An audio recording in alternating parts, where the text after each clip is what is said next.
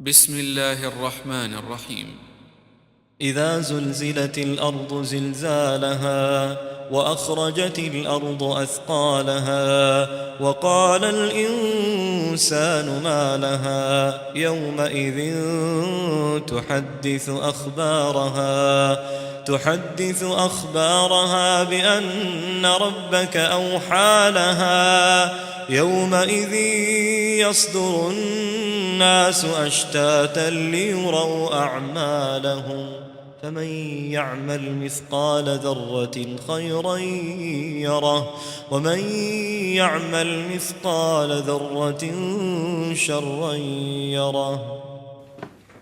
بسم الله الرحمن الرحيم. الحمد لله رب العالمين والصلاة والسلام على سيدنا محمد وعلى آله وصحبه أجمعين. أما بعد. السلام عليكم ورحمة الله وبركاته. Tafsir of Surat Zalzala, chapter 99, also known as the earthquake. Another name for the surah is Surat Zilzal. So Zilzal and Zalzala, they convey both the same meanings, that of an earthquake. Now, in connection with the previous surah, we studied in the last lesson about the state of those who believe and those who disbelieve. This surah is essentially will speak about the events that lead up to the jaza or the reward or the punishment for those who believed and those who disbelieved in Allah subhanahu wa ta'ala. So it's a surah that focuses completely on the afterlife, the akhirah, and the things that lead up to the akhirah itself. Imam al-Suyuti rahimahullah, he said something I found quite interesting. He said, لما ذكر في آخر لم يكن أن جزاء الكافرين جهنم وأن جزاء المؤمنين جنات فكأنه قيل متى يكون ذلك. So in the end of the previous surah, Allah speaks about the reward of those who believe and what is in store for those who disbelieve. Then it's as if a person will naturally ask, متى يكون ذلك? When will that reward or punishment take place? When will that reward and punishment take place? متى يكون ذلك? And it's as if this surah, it answers that question. إذا زلزلت الأرض زلزالها. When the earth is shaken violently in its the last quaking. So as if it's responding to that question. فقيل إذا زلزلت الأرض زلزالها أي حين تكون زلزلة الأرض. And then he said something interesting, which maybe it's a side point, but he said هكذا ظهر لي. This is how it appeared to me. ثم راجعت تفسير الإمام الرازي ورأيته ذكر نحوه فحمدت الله كثيرا. He said, and then this is how it appeared to me as Suyuti in terms of connecting between the surahs. And then he said, then I referred to what Imam al-Razi said in his tafsir, and I found that he mentioned something similar to what I said. So I praised Allah subhanahu wa ta'ala abundantly as a result of that. Which is, I think, just as a side point, a lesson we can learn from this. When it comes to tafsir and tadabbur, it's always important that you have some sort of precedence when explaining a verse, or you have some sort of tadabbur on an ayah, reflection upon an ayah. Here we can see Imam al-Suyuti rahimahullah, he thanked Allah for coming to realize something which was previously aforementioned, which was mentioned by previous mufassirin of the past. And that should be the believer's attitude when it comes to explaining the Quran. It's very important that he has some sort of, with every opinion that he holds, that he has some sort of precedence in that from those who came before him.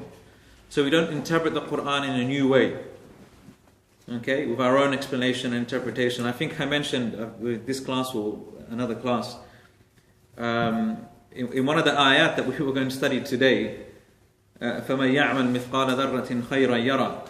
Whoever does good, an atom's weight of good, he shall see it.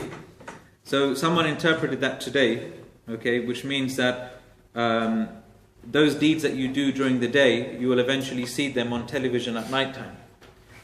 meaning we live in aid of multimedia and social networks, etc. So whatever you do during the day, you will see it at the end of the day, or whether on the television screens or what have you. So you can see it's a very maybe strange interpretation, but this is what happens when you don't brace your interpretations, or you don't refer back to the early sources in terms of interpretation of Quran. Anyhow, so that's with regards to how this surah is connected to possibly connected to the previous surah. And like the previous surah, there is a dispute whether this surah was revealed in Mecca or Medina.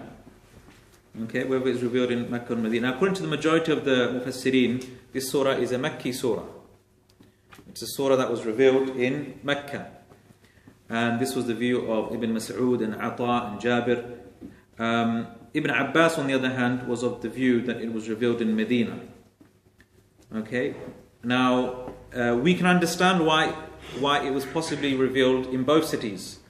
Because number one, it makes sense that it was revealed in Mecca because it speaks about the resurrection.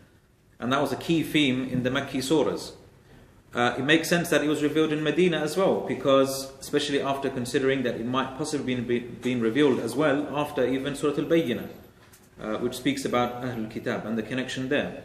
So it's we can say majority, as Ibn Kathir and others. In fact, Ibn Kathir, from what I recall, he didn't even entertain the other opinion. He just said it's a Makki surah. But if you look in other books of tafsir, they mention the difference of opinion. Now, this surah has some virtues that are mentioned in the books of hadith and tafsir. Many scholars say, or there are many riwayat, although in all honesty many of them do seem quite weak, but there are many riwayat that state that this surah is equivalent to half of the Quran. Some riwayat mention a quarter, some mention a third.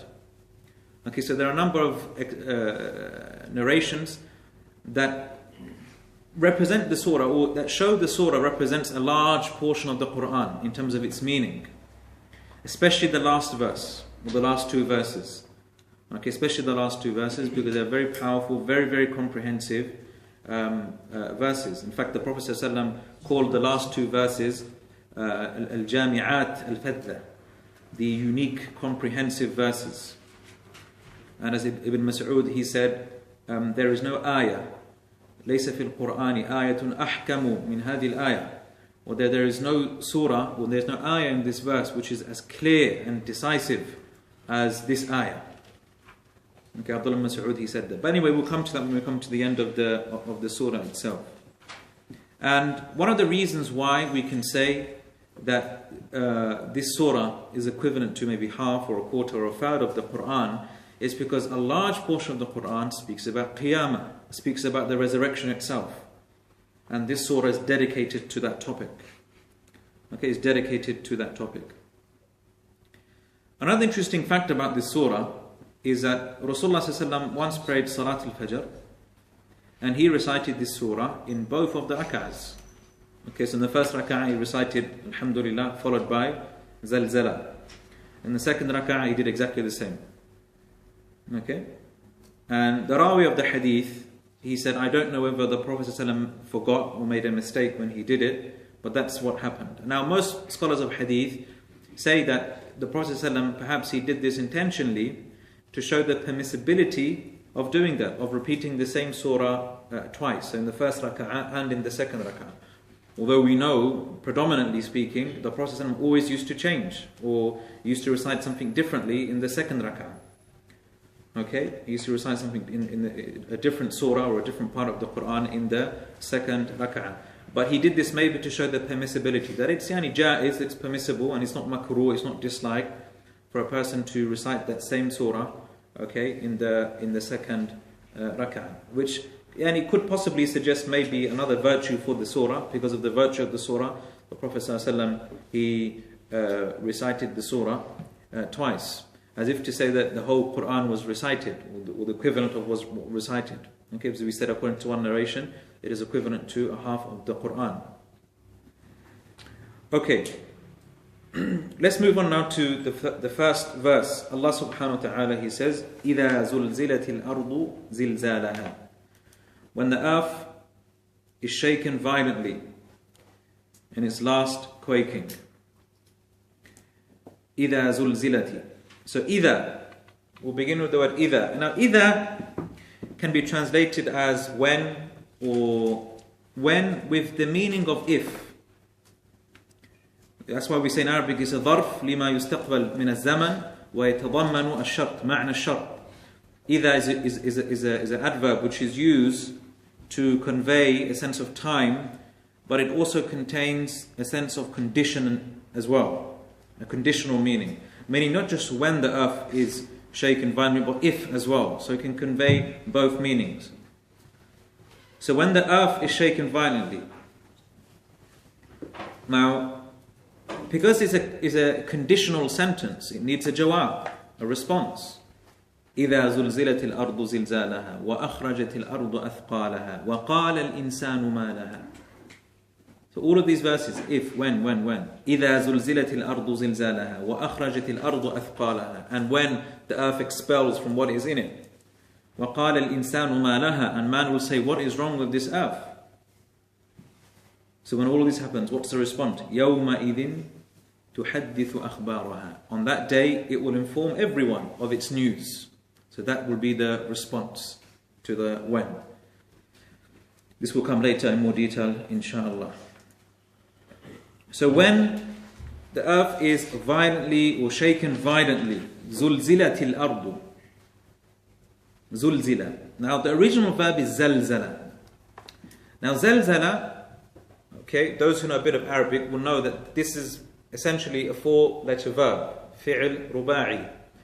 Okay, most verbs in the Arabic language, they come or they stem from 3-letter root system. Okay, from 3 letters. This, on the other hand, it actually comes from 4. Zalzala.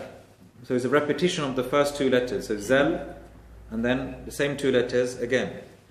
Now, some scholars actually say this verb, zalzala, is actually taken from for those who know a bit of Arabic morphology, a muda'af verb which is thulathi, zalla. Okay, so in its original form it's taken from zalla, then it's been doubled up to mean zalzala. Okay? Now zalla in the Arabic language refers to like tripping up or making a mistake or an error. Linguistically. Yeah? It means tripping up or making a mistake. So when someone sticks his leg out and someone trips over that, you call that a zalla. Okay, and they usually refer to a mistake that a scholar makes as a zalla. Okay, it's an interesting phrase, zallatul alim, zallatul alam. Yeah, the mistake of a scholar leads to the mistake of the whole world, because the people take knowledge from scholars. Okay, so it's about tripping up. Now, zalzala, you can say it's a more intense form of zalla itself. So you can say it's an intense form of tripping and falling, because when there is an earthquake, everyone, people cannot stand still. Everyone trips over and falls over all of the time. And we find this quite often in the Arabic language. We find when a basic muda'af verb is being doubled up to give a more intense meaning, like qalqala. Yeah, qalqala, qalqala in tajweed, the reverberation, when the sound, okay, min qabl, not just qab, but qabl, yeah, reverberation, salsala, okay, we have salsala, so salsala, like the rattling sound, so again, this reverberation, and zaqzaqa, again, the doubling up of the muda'af form, which you usually refer to the chirping of birds and the tweeting of birds, because the sound, it repeats itself. So zalzala, it's a sudden movement, and it's constantly being repeated. A sudden movement which is repeated many, many times. حُرِّكَتْ مِنْ أَصْلِهَا. When the earth, حُرِّكَتْ مِنْ أَصْلِهَا, it's been moved many, many times in its foundations. Tectonic plates, yeah, as we know, earthquakes are a result of the grinding of tectonic plates with one another. Now, this zalzala, or this earthquake, will be the most severest form of earthquake that creation will ever experience. Now, subhanAllah, if you look at the earthquakes that take place today, the devastations that occur as a result of these earthquakes. And subhanAllah, if you think about it, earthquakes, how long do they last for? Matter of seconds, maybe 10, 20, 30, 40 seconds maybe into the minutes. And the destruction they cause, subhanAllah. And even things like the tsunami as well. Tsunami, it created a great disaster. But really this is nothing in comparison to what will occur on the day of judgment. And that's why subhanAllah, if you look in when Allah subhanahu wa ta'ala, He says in Surat Al-Hajj, Ya ayyuha alladhina amanu, Ya ayyuha an-nas, ittaqu rabbakum, inna zalzalata sa'ati shay'un azim. O mankind, beware of your Lord, have consciousness of your Lord. Indeed, the shaking of the hour, shay'un azim, it is a mighty affair. It is a day, يوم ترونها تذهل كل مرضعة عما أرضعت. On that day you will find every nursing woman, she will become completely unaware of the person she is feeding, of the child she is feeding, breastfeeding. And every pregnant woman will miscarry what she has. And you will see people in a state of drunkenness, but they are not drunk. However, the punishment of Allah subhanahu wa ta'ala is severe. This is the beginning of Surat Al-Hajj. And subhanAllah, if you reflect upon these verses, amazing verses, subhanAllah. Because look what the ayah is depicting. The first image that we find is a woman who is in a position where she is, showing immense love and mercy to her child by breastfeeding her child. And that's a moment of deep connection between the mother and the child. Deep moment of connection between the mother and the child. Despite that, subhanAllah, tadhalu, meaning hudul, the woman, she becomes completely oblivious to the person to the child that she's feeding. And a woman would have a miscarriage as a result of what she sees. SubhanAllah, just by seeing something, a person has a miscarriage. Allahu Akbar. And you see people in a state of drunkenness, although they are not in a state of drunkenness. And this is something that people probably have never witnessed before in our lives. We've seen people become hysterical, and lose control of their senses due to maybe seeing something which is really unpleasant or hearing the death of someone. But to be in a state of drunkenness, subhanAllah, have you ever seen someone in a state of drunkenness yet is not drunk? Yeah, and we haven't witnessed that. That's how great the affair will be on that day. However, the punishment of وَلَكِنَّ عَذَابَ اللَّهِ شَدِيدٌ. Now, إِذَا زُلْزِلَتِ الْأَرْضِ. Zulzila, the verb to, as we can see, has been mentioned in the passive voice. Zalzala itself means to move and to shake yourself, something. But here has been mentioned in the passive voice. إِذَا زُلْزِلَتِ الْأَرْضُ. When the earth has been shaken, violently shaken. Now we know who the one in reality who is shaking the earth, and that is Allah subhanahu wa ta'ala by His command.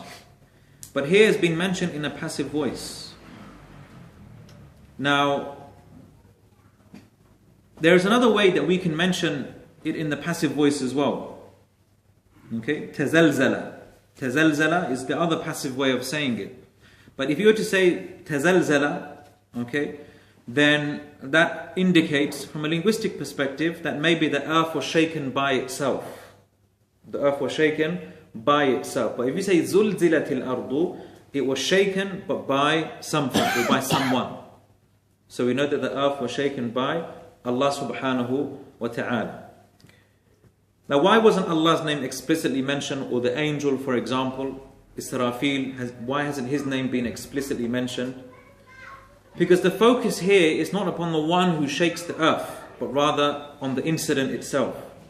The surah wants you to focus on the incident itself, the shaking of the earth itself. But this is a very interesting surah, because in many cases there are some passive verbs and some verbs which are they are in the active form, where the dua is explicitly mentioned.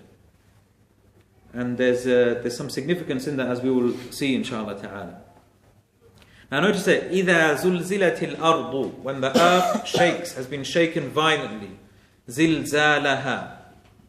Zilzalaha. It's shaking. Okay? Now, in the Arabic language, we have something which we call maf'ul mutlaq. Okay? Which is where we mention the gerund or the verbal noun at the end of not a verbal sentence to give emphasis. For example, you say qatala. You know, qatala means to kill. So you say qatala.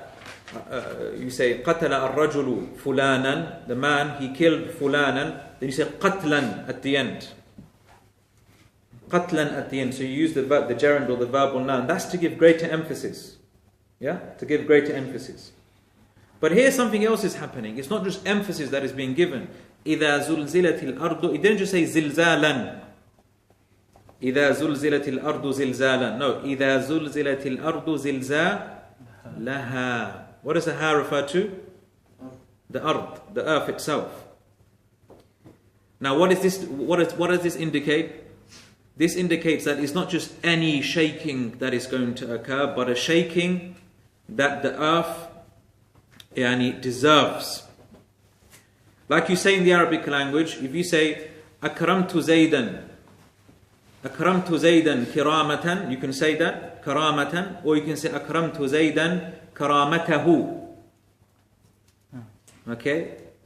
Those who understand a bit of Arabic, you can sense the difference in meaning.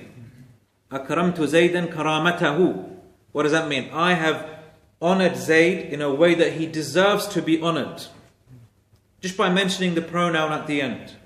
And that's what's happening here. إِذَا زُلْزِلَتِ الْأَرْضُ زِلْزَالَهَا. When the earth has been shaken violently in a way that it deserves to be shaken at that time.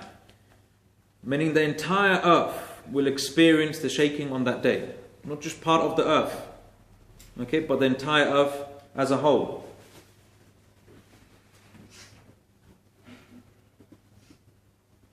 Okay. Now, when will this shaking take place? When will this earthquake take place? Now, according to the majority of the scholars, this will take place in the dunya and not in the akhirah. This will take place when? In the dunya, not in the akhirah. Some say it refers to an-nafkhatul ula, the first blowing of the trumpet. The first blowing of the trumpet, which will cause everyone to die. Others say that no, it refers to Yawm al-Qiyamah, i.e. the second blowing of the trumpet. The second blowing of the trumpet. And these are two well-known views amongst the Mufassirin. I was looking for those who possibly said maybe it can refer to both. But I didn't explicitly come across that. But anyhow, as Ibn al-Jawzi rahimahullah, he said, according to the majority of the scholars, this refers to the nafkhatul ula, or refers to that which will happen just before the hour is established. And you can technically classify that as being from the alamatul sa'a, or the signs of the hour itself. Verse number 2, وَأَخْرَجَتِ الْأَرْضُ أَثْقَالَهَا. And then the earth, it throws out its burdens. It throws out its burdens. Now notice here, وَأَخْرَجَتِ الْأَرْضُ. And it doesn't say وَأُخْرِجَتِ مِنَ الْأَرْضِ أَثْقَالُهَا. It hasn't been mentioned in the passive voice. It's been mentioned in the active voice. When the earth throws out its burdens. Okay, so in the first verse, it was in the passive voice, when the earth is violently shaken. But here now it's been mentioned in the active voice. Indicating it as if the earth will have its own conscience and mind. And this will become apparent in the later verses.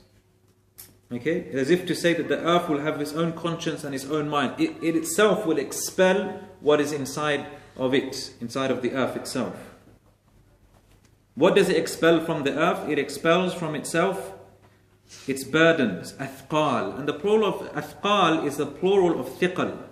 And thiqal, it refers to something which is heavy. Hence we translate it here as its burdens. when something is ثقيل عليك, heavy upon you, it's like a burden upon you. Now what does this refer to? Many scholars say it refers to human beings themselves, those who are buried. Others say it refers to the treasures of the earth, gold and silver of the earth. And in actuality, we can possibly say it refers to both. Okay, that the earth will shake so violently that the corpses from the earth will come out. And all the treasure and the gold that is in the earth will come out. And there is a hadith in Sahih Muslim which relates to this. The Prophet ﷺ said, تَقِيءُ الْأَرْضُ أَفْلَاذَ كَبَدِهَا أَمْثَالَ الْأُسْطُوَانِ min. The earth will تَقِيءُ, it will literally expel or vomit out, very literally vomit out, أَفْلَاذَ كَبَدِهَا, which means the pieces of its liver. It's as if like the earth has been likened to a human being. So it will vomit out or will expel out the pieces of its liver. أَمْثَالَ الْأُسْطُوَانِ مِنَ الذَّهَبِ وَالْفِضَّةِ, like pillars of gold and silver will come out of the earth. فَيَجِيءُ الْقَاتِلِ, and so a killer will come, a murderer will come. فَيَقُولُ فِي هَذَا قَتَلْتُ, and you said, it's because of this, like as if he was belittling it. Because of this, I killed other people. وَيَجِيءُ الْقَاطِعِ, and a person will come, a person who broke off his family ties, and he will see what comes out of the earth, and he will say, فِي هَذَا قَطَعْتُ رَحِمِي, it was because of this I split the ties of kinship. وَيَجِيءُ السَّارِقُ, and then a thief will come, and he will say, قُطِعَتْ يَدِي, because of this, my hand was cut off because of this. Meaning they will see the earth in such a violent state. They will see the state of the world. Everyone's running around, everyone is scared, everyone is worried. They see the gold come out, but they're not worried and concerned about the gold anymore. They're concerned about themselves. And then they look at that gold and silver and all the wealth that they committed injustices, because of that. And then they will realize the insignificance of what they had, striven for in their lives. ثُمَّ يَدْعُونَ فَلَا يَأْخُذُونَ مِنْهُ شَيْئًا. ثُمَّ يُدْعَوْنَ فَلَا يَأْخُذُونَ مِنْهُ شَيْئًا. Then they will be invited to take this gold and silver, but they will not take a single thing. They will not take a single thing. So subhanallah, what do we learn from this hadith? That people are easily deceived by gold and silver. They are easily deceived by wealth. And when the person sees the realities of what is to occur, they will belittle this wealth that is in their hands. So the believer, likewise, he takes a lesson from this. Although he might not be experiencing the hour at that time, he knows what will happen. And so he realized the insignificance of all of that wealth that he may be used to hoard or to earnestly follow. So we can say that this shaking will occur before the hour. Okay, before Yawm al-Qiyamah, before the Day of Judgment. Okay, and that it will expel whether human beings or the wealth itself, or both as a result. The third verse, وَقَالَ الْإِنسَانُ مَا لَهَا, and then man will say, what is happening to it? What is happening to it? Now, al-insan, man, who is man referred to here in the ayah? Does it refer to the believer or the disbeliever, or does it refer to both and everyone? Now Ibn Jawzi said it possibly can refer to both. It possibly can refer to the believer and the disbeliever. وَهَذَا قَوْلُ مَنْ جَعَلَهَا مِنْ أَشْرَاطِ السَّاعَةِ, and this is the view of those who say that it's from the signs of the hour, that the shaking is from the signs of the hour. حين ابتدأت لم يعلم الكل أنها من أشراط الساعة فسأل بعضهم بعضا حتى أيقنوا. And so what will happen? People won't know at first that the hour is being established. The hour is about to be established. And so they ask one another, what is happening to the earth? And then they will become certain that this is it. The final hour, the earth is about to be destroyed now, and the Day of Judgment will be established. The other view is that no, this is in particular referring to the disbeliever. And this is in particular reference to those who believe that this shaking that the ayah is speaking about, it refers to on the day of judgment. Okay, when everyone has been resurrected and comes out of their grave. So that's why we say there are two coming out of the grave. Okay, there is one which is coming out of the grave where our spirits, our souls will not see them. So everyone that is dead, okay, and they will be literally spat out of the earth, okay, but they will not come back to life. They will not come back to life. That will happen when the second blowing of the trumpet will occur, and that's when they will come back to life. Okay, that's when they will come back to life. But those who believe that this surah is speaking about the day of judgment, mean the actual resurrection itself, then they say, وَقَالَ الْإِنسَانُ مَا لَهَا. The kafir, he will come out of his grave and he will see what is happening to this earth. He sees everyone coming out of the earth. What is happening to it? The believer, on the other hand, he says, وَلَكِنَّ الْمُؤْمِنْ عَارِفٌ بِهَا. The believer knows exactly what is happening. فَلَا يَسْأَلُ عَنْهَا. So he won't ask, what is happening to the earth. He knows. He's prepared for this day. We've learnt all about it. We've looked at the description from the Prophet ﷺ what will happen on that day. So when we come out of our graves, we will know. هَذَا مَا وَعَدَ الرَّحْمَنُ وَصَدَقَ الْمُرْسَلُونَ. This is, as Allah subhanahu wa ta'ala says in Surat Yasin, this is what Allah, the most merciful, has promised us. And those who spoke about it, the truthful people, this is what they were speaking about, referring to the prophets.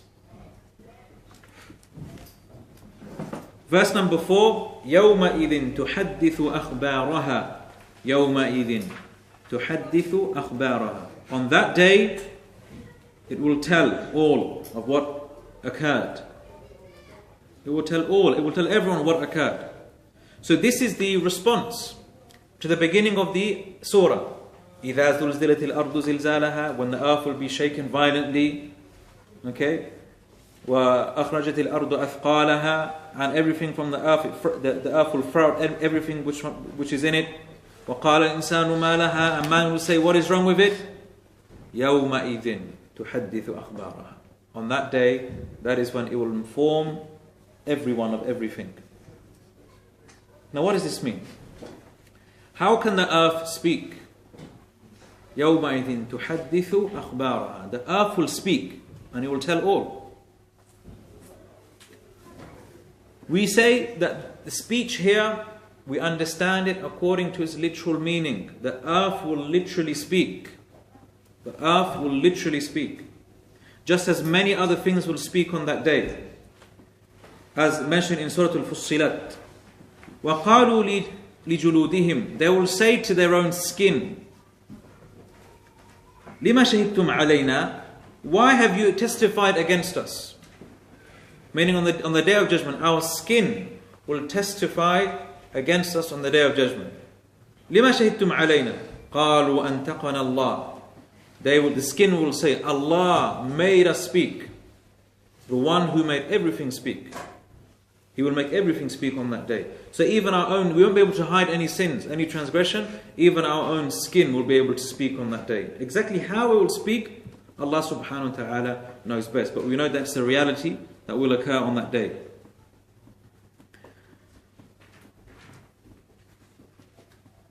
And also the famous hadith of the mu'adhin. We know the famous hadith of the mu'adhin. The Prophet ﷺ said, when a person gives adhan, there is no tree, there is no mountain, there's nothing on this earth except that it will testify for the mu'adhin on the day of judgment. Because it will hear the adhan of the mu'adhin. So it will testify. Trees, inanimate objects, subhanahu will testify for the mu'adhin on the day of judgment.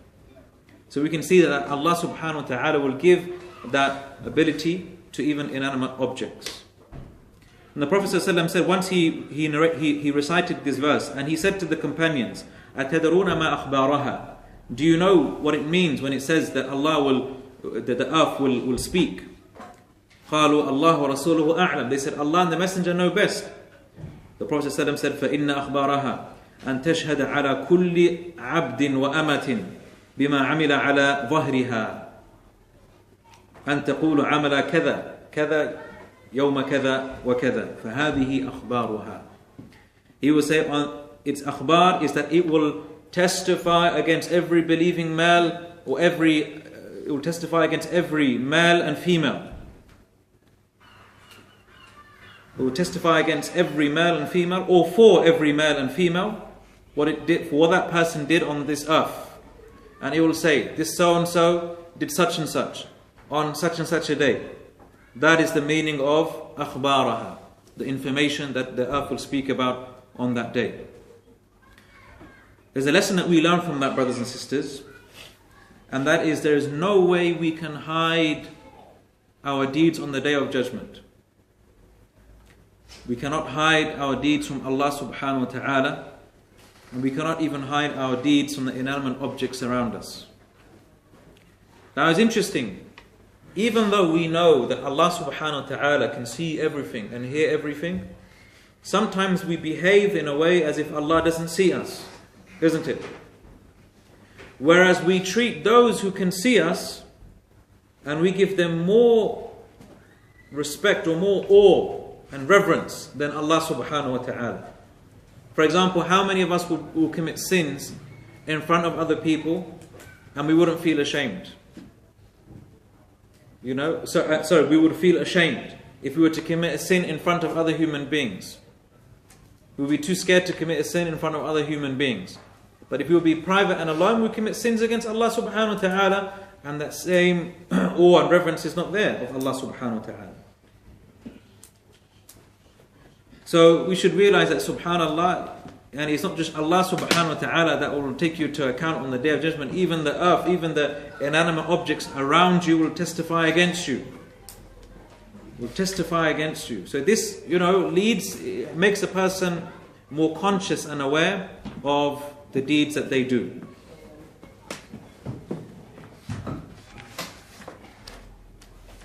Verse number 5, بِأَنَّ رَبَّكَ أَوْحَى لَهَا بِأَنَّ رَبَّكَ أَوْحَى لَهَا, because your Lord inspired that to the earth. بِأَنَّ رَبَّكَ أَوْحَى لَهَا بِأَنَّ رَبَّكَ. Now what is interesting here is a pronoun here. بِأَنَّ رَبَّكَ, your Lord. Everything so far has been mentioned in the third person. When the earth is shaken violently and the earth spills out or expels out everything from inside, and man will say, didn't say you will say, man will say, and then all of a sudden بِأَنَّ رَبَّكَ أَوْحَى لَهَا, because your Lord inspired it to do so. So this is to establish a connection and to give reassurance to the Prophet sallallahu alaihi wasallam. Because anyone who reads this will be in fear, isn't it? Will be in fear. But it's as if بِأَنَّ رَبَّكَ أَوْحَى لَهَا, because your Lord inspired it to do so. It's as if Allah subhanahu wa ta'ala has taken the Prophet sallallahu alaihi wasallam aside and he speak to him about what will occur on that day.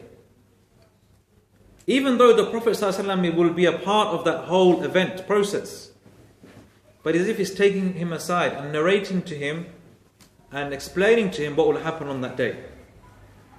So is the Prophet ﷺ going to be in safety, or will he be in danger on that day? Without a shadow of a doubt, he will be in safety. بِأَنَّ رَبَّكَ أَوْحَى لَهَا, because your Lord, your Lord inspired the earth to do so. Okay, so there's a form of tasliya or consolement to the Prophet sallallahu alaihi wasallam. Allah is consoling the Prophet sallallahu alaihi wasallam here, not so that he doesn't become overwhelmed with fear.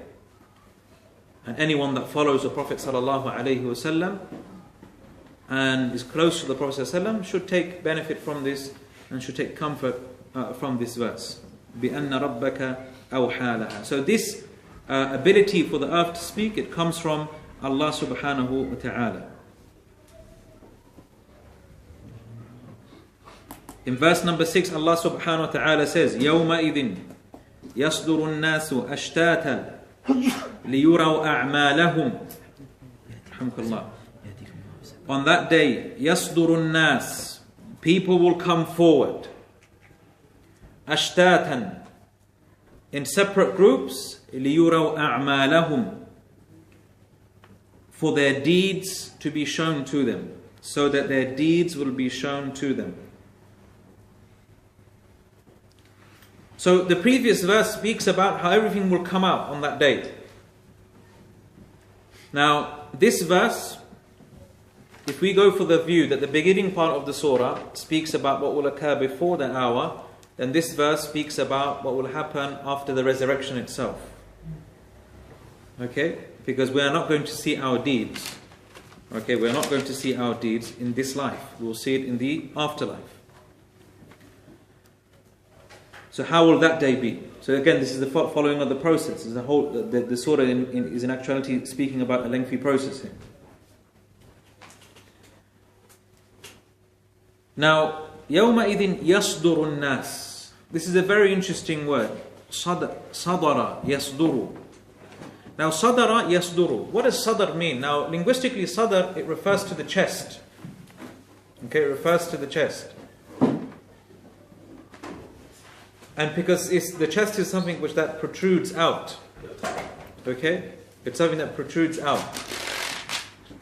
And linguistically, it was therefore used later on to refer to, we say, muqaddamu shay. It was used to refer to the front part of something. So we say in the Arabic language, like for example, sadarul majlis. If you have the gathering and someone who's sitting at the front, we call that the front place sadarul majlis. Yeah, sadarul majlis. And when we say sadrul Islam, okay, which is a famous scholar, but when we say sadrul Islam, what do we mean by that? Those to accept Islam first. The early years of Islam. Yeah, the early years of Islam, because they were the first that came. Okay, so sadara has a meaning of, that's why we translated it here as those who come forward. They'll be right at the front. Yasturun nas. So they'll be right at the front. So when we say they'll be right at the front, everyone will be right at the front. What does that mean? There'll be no one at the back. There'll be no one at the back. Yasturun nas. There'll be no one at the back. Now, usually when people are afraid and scared, okay, and there's a large group of people, where does everyone want to go to? They want to go to the back. There's no back on that day. Okay? Everyone will be at the forefront. Everyone will be at the forefront. Yasturun nas, they'll be at the front itself. So there's no mafar, there's no fleeing on that day. There will be no fleeing on that day whatsoever.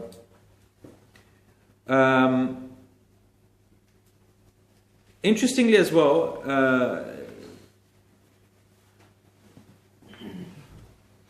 قيل الصدر الرجوع بخلاف الورود. Imam Shawkani, he said that another way of looking at the word sadr, that it refers to ruju', returning back to a place, as opposed to wurud. Wurud, warada, means to go to a place. So it's not just about going to a place, but rather returning back to a place. You will be returning back to a place, which again reconnects us to our original abode, that we are people who didn't just come to this earth from nowhere. We came from the afterlife, in the sense that we came from paradise. Our father Adam alayhi salam, when Allah created him, was placed in paradise. So he's returning back to our Lord. Okay, and that's why وَإِلَيْهِ تُرْجَعُونَ. Okay, and to him you shall all not just go to, but to Allah you shall all return.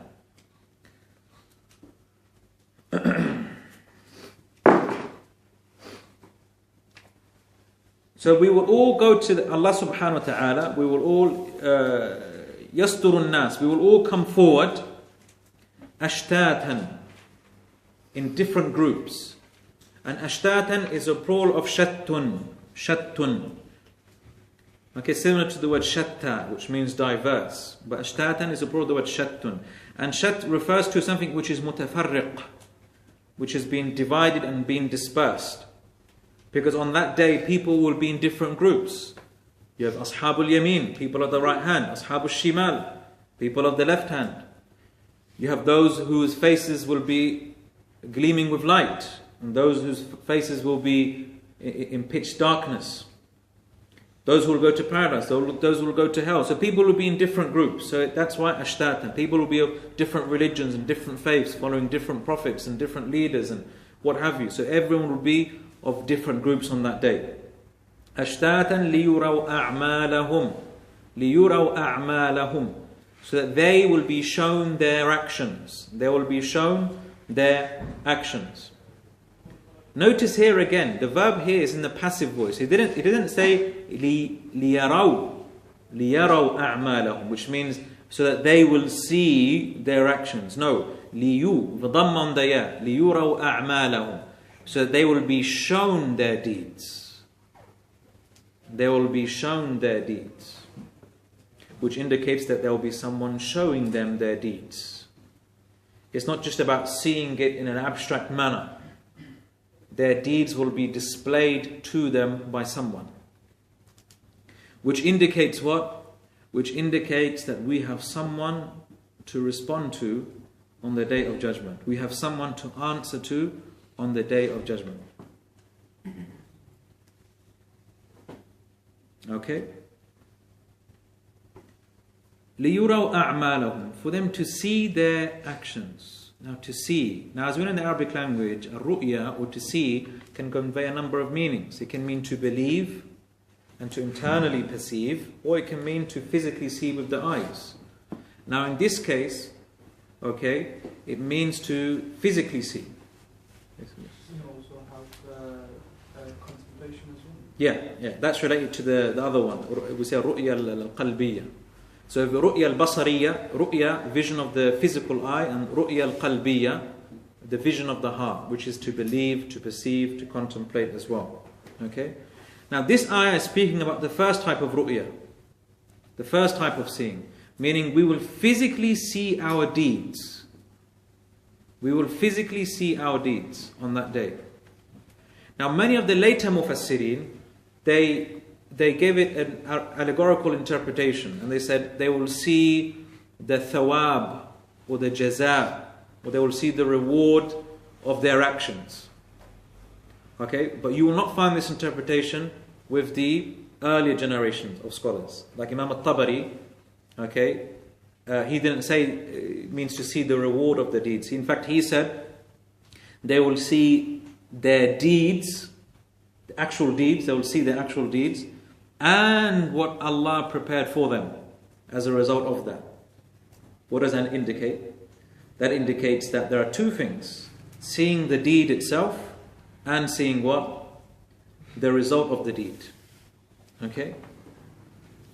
Okay, seeing the result of this. So there's no need to interpret this in a metaphorical way or an allegorical way. Okay? As the earlier mufassirin, they never used to do that, as Imam al-Tabari clearly shows in his tafsir. Now how will our deeds be displayed to us? Will it be like watching on a screen, watching our deeds? Okay? How will it be? Now, firstly, without a shadow of a doubt, our deeds will be mentioned to us in terms of they will be mentioned in terms of what we used to do. So the hadith, the famous hadith where Allah subhanahu wa ta'ala, He will speak to the believer on the Day of Judgment, and there will be no interpreter between Allah and that person. And He will say to him, أَتَذْكُرُ يَوْمَ فَعَلْتَ كَذَا وَكَذَا, do you remember the day you did such and such and such and such? And then Allah will keep on mentioning all the things that He did until the person will believe that's it. Halaktu. I'm destroyed. There's no hope for me. But then Allah subhanahu wa ta'ala will say to him what? إِنِّي قَدْ سَتَرْتُهَا فِي الدُّنْيَا وَأَنَا أَغْفِرُ لَكَ الْيَوْمِ, that I concealed those sins for you in the earth, and I will forgive them for you on this day. So we will see our deeds from that perspective. But the disbeliever, Allah subhanahu wa ta'ala will call upon him على رؤوس الخلائق, in front of all of creation. In front of all of creation.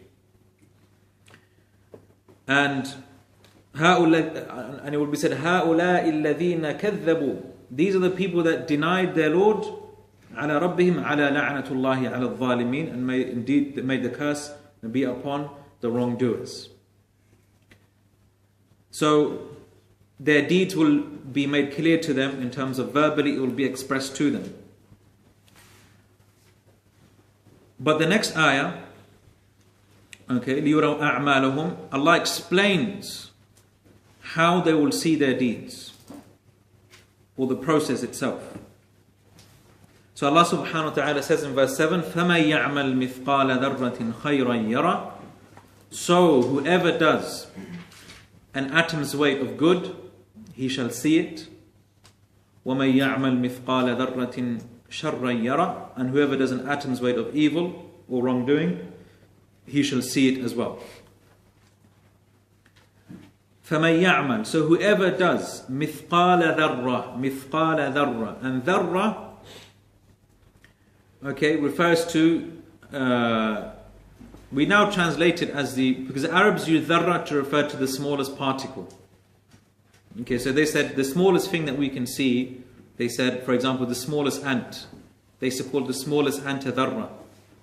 They used to call, when you see a ray of light, they'll call that dharra. They would call that dharra as well. And also they will refer to dharra, if you were to place your hand on the earth, and you would see small spectacles or small pieces of dust on your hand, they will call that dharra. So dharra was used to refer to those small particles.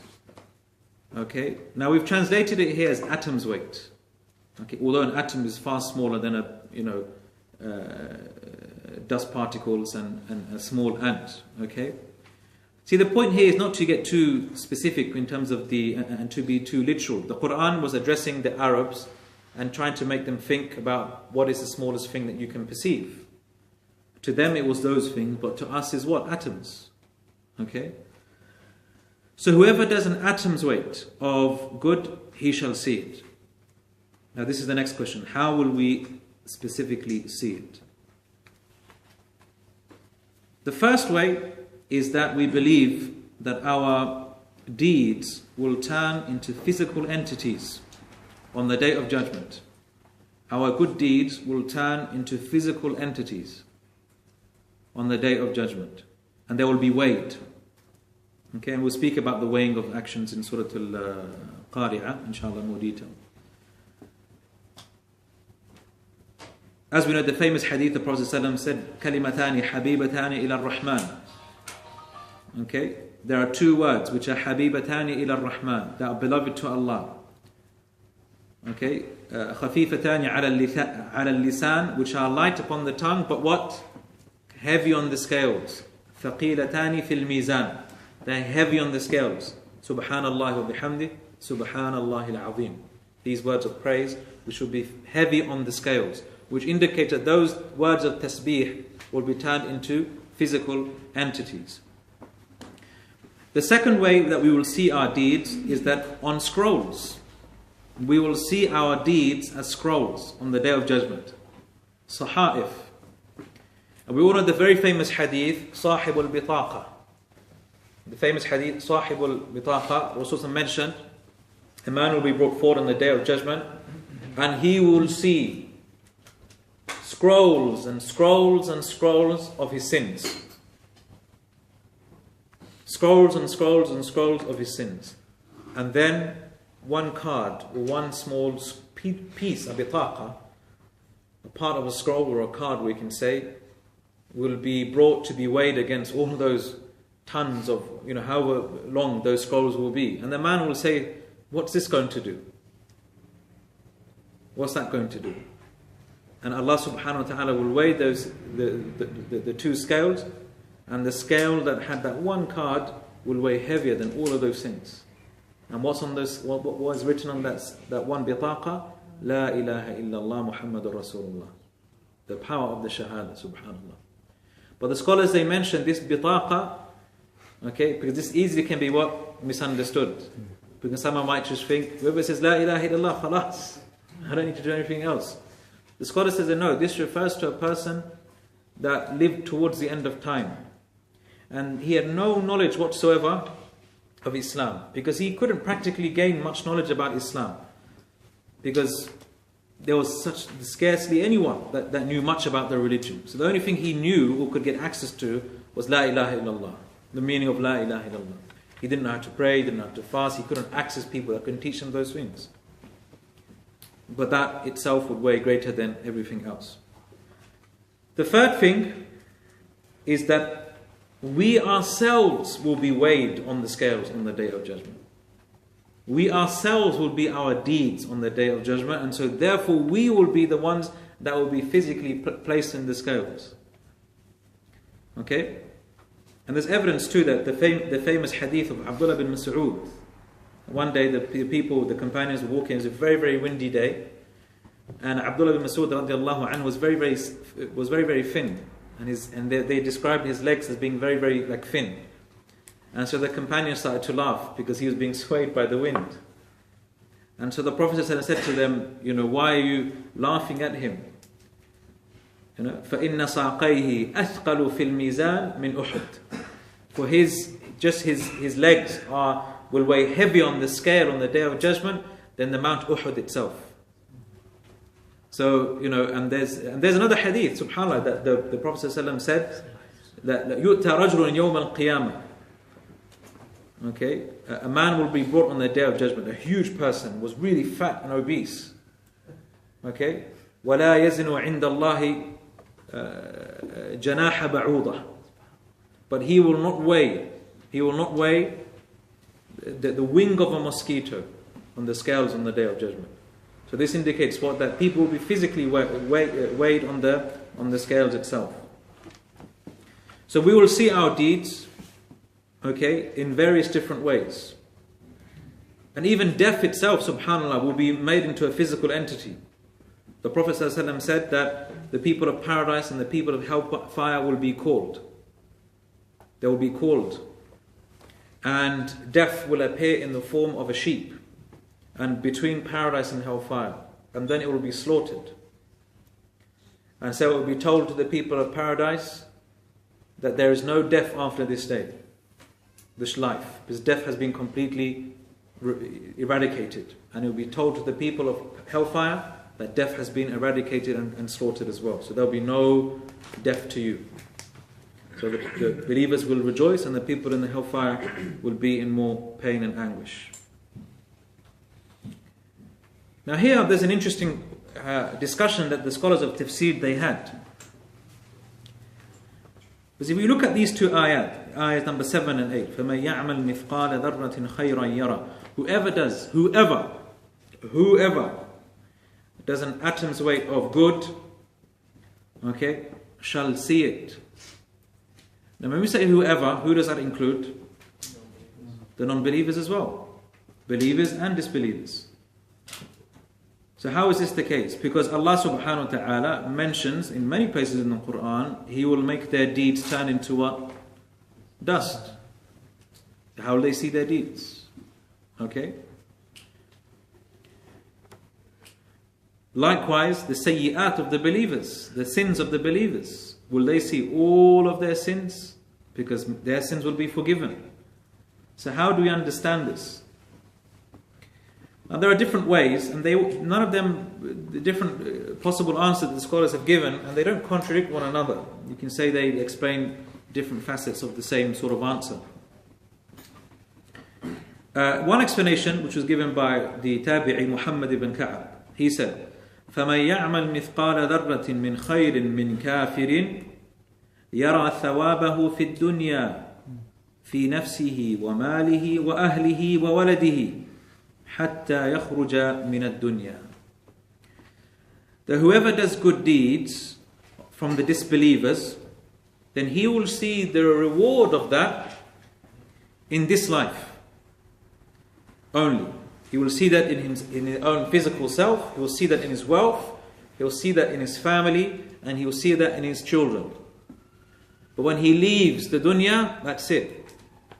All of his good deeds he's been rewarded for all the good that he has practically done. So he'll get no reward in the akhirah. He'll get no reward in the akhirah. Because the key for your actions to be accepted is what? The first key thing is iman. Belief in Allah subhanahu wa ta'ala.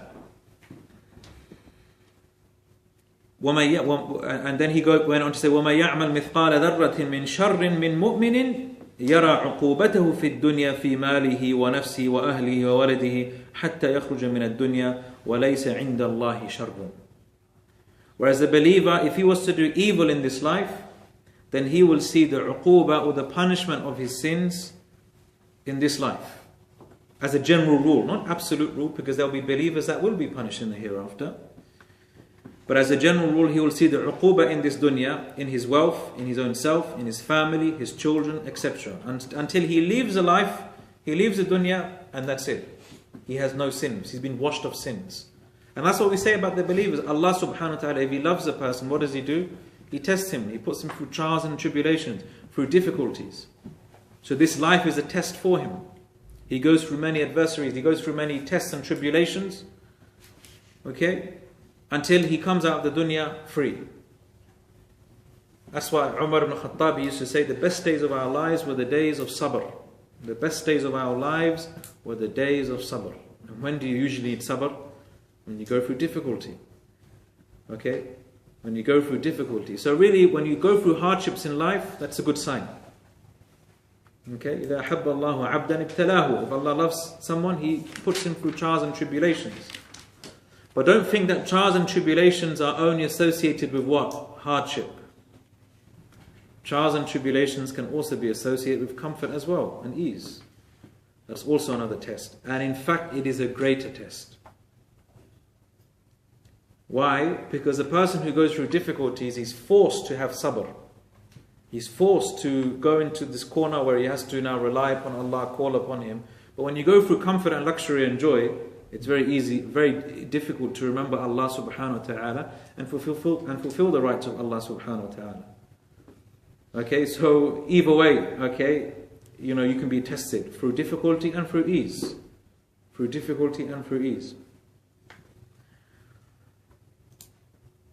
So, subhanallah, it's possible that a person, that a disbeliever can even be rewarded for his deeds in this life. Okay? Which really refutes the notion, okay, which refutes the notion that a disbeliever cannot do a good deed, per se. Okay? Okay, and what we say, no, a disbeliever can do a good deed. Okay, it's possible to do a good deed, but whether it will be accepted or not, and how it is accepted, that's something else. Allah subhanahu wa ta'ala is all just at the end of the day. If someone did good, okay, he gets, rewarded for it. However, when we speak about reward in the akhirah, then we have to be very, very clear. The only way you'll be accepted, your good deeds will be rewarded in the akhirah is if you have iman in Allah. Otherwise, Allah will turn your deeds haba'an manthura, will turn it into scattered dust. فَمَنْ يَعْمَلْ مِثْقَالَ ذَرَّةٍ خَيْرًا يَرَى وَمَنْ يَعْمَلْ مِثْقَالَ ذَرَّةٍ شَرًّا يَرَى. Now, subhanAllah, it was said that this ayah was revealed, or these two ayahs, the last two ayahs, they were revealed regarding two people. One person who used to belittle giving charity. He used to belittle giving charity because he used to see it as something very insignificant. And he would be shy, in fact, to give charity, or a small amount of charity. And another man who used to belittle doing sins. And used to say, sins, small sins, it's just a minor sin. As many people say. It's not a major sin, it's a minor sin. Okay?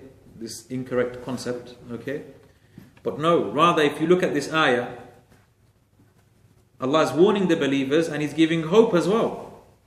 He's warning and giving hope. So he's giving hope that if you do a small atom's weight of good, you get rewarded for it. Okay, that's why Rasulullah said, اتَّقُوا النَّارِ وَلَوْ بِشِقِّ تَمْرَةٍ. The Prophet said, protect yourself from the fire, even if it means giving just a part of a date in charity. Just a part of a date in charity. And subhanAllah, there's a lot of tarbiyah we can learn from this. A lot of tarbiyah we can learn from this. Sometimes we think we have very, very high aspirations. Okay? We have very, very high aspirations. For those who have high aspirations. Okay? But at the same time, because they're thinking so high, they forget about the average things that you could do.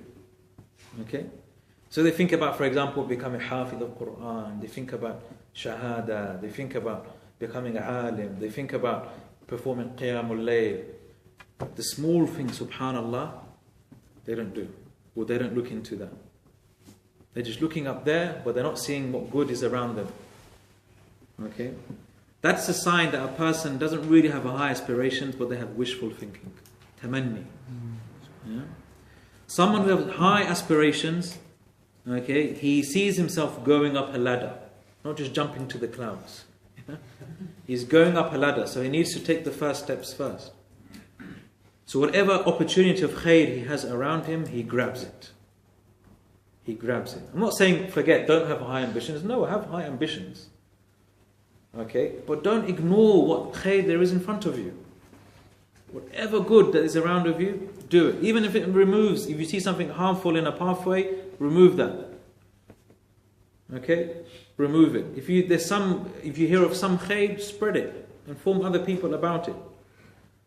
Okay, develop this eagerness for doing good. That's why Rasulullah said, "La tahqiranna shay'an min al-ma'ruf." Don't belittle anything of good deeds. Don't belittle anything of good deeds. Whatever good deed you see, have ta'zeem of it, venerate it, view it as a thing that will bring you closer to Jannah. View it as a thing that will bring you closer to Jannah. Even if it's just sitting there, making dhikr of Allah, making tasbih, you know. If it means going on a train, you're going to work, don't just sit there and, pretend, many people do, just gazing into the horizon and, make dhikr of Allah, remember Allah subhanahu wa ta'ala, always be eager to do, have some good to do. Okay, so, فَمَنْ يَعْمَلْ مِثْقَالَ ذَرَّةٍ خَيْرًا يَرَى. Just an atom's weight of good, you will see it on the day of judgment. وَلَا تُظْلَمُونَ فَتِيلًا. You will not be treated unjust. You will see every form of good that you do, you will see it on the day of judgment. That's why, subhanAllah, it was said that Sa'a, companion, he heard the Prophet once recite this verse, and he said, "Hasbi, this is enough for me."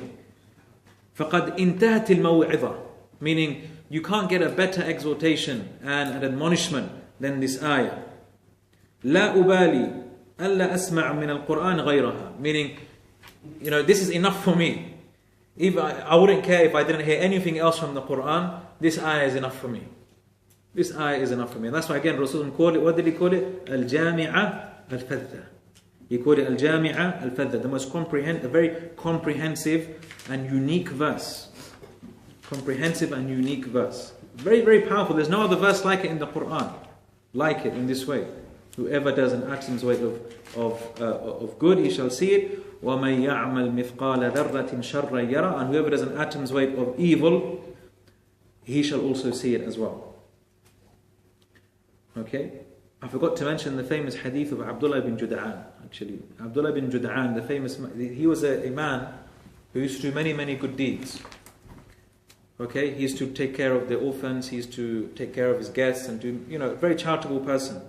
Okay, but he didn't accept Islam. And so Aisha radiallahu anha said, "Ya Rasulullah, will Allah accept any of his deeds?" And the Rasul said, "No. إنه لم يقل يوما رب اغفر لي خطيئتي يوم الدين. And he said no, because he never said once in his life, "Oh Allah, forgive me for my sin on the day of resurrection." Meaning he didn't establish that connection with Allah subhanahu wa ta'ala, so none of his good deeds will be seen on the day of judgment. But the last point we learn from the last وَمَنْ يَعْمَلْ مِثْقَالَ ذَرَّةٍ شَرًّا يَرَى is that again, we should not belittle any sin. Do not belittle any sin. And that's why Rasulullah said, إِيَّاكُمْ وَمُحْقِرَاتِ الذُّنُوبِ. Beware of those sins that are muhqirat, that are belittled in the eyes of people. Beware of those sins. Whether it be of backbiting or gossiping, where people just do it very, very loosely and freely. Okay, beware of those matters. Because a large fire usually results from twigs being put together and then it's turned into fuel for a massive fire. So do not belittle any sin. And that's why we said, remember this translation of major sins and minor sins, we said we shouldn't translate it like that. It's not really appropriate. And yes, we have what is called kabira, and then you have something which is called saghira.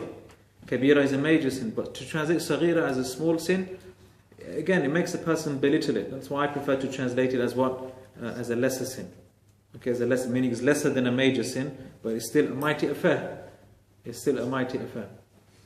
So this really, the last part of this surah, it teaches us to be very conscious of our actions. Very, very conscious of our actions. That's why if you look at the stories of the Salaf, subhanAllah, they used to say, things like, unbelievable, subhanAllah, they said, for 40 years, I've never said a word that I later regretted. Can you imagine that, subhanAllah? A person, for 40 years of your life, you've said things that you've never ever regretted afterwards. Wallah, if you were to write a list now of things that you've regretted you've said in the last year, it would be probably longer than you could, take forever to write, subhanAllah. Why did they have this characteristic? Because they were so conscious and aware of their deeds, good deeds and of sin. Okay, so this is a major lesson that we learn from this surah. And with that, alhamdulillah, we have finished the tafsir of Surat Zalzala, also known as Surat Zilzal. Barakallahu feekum.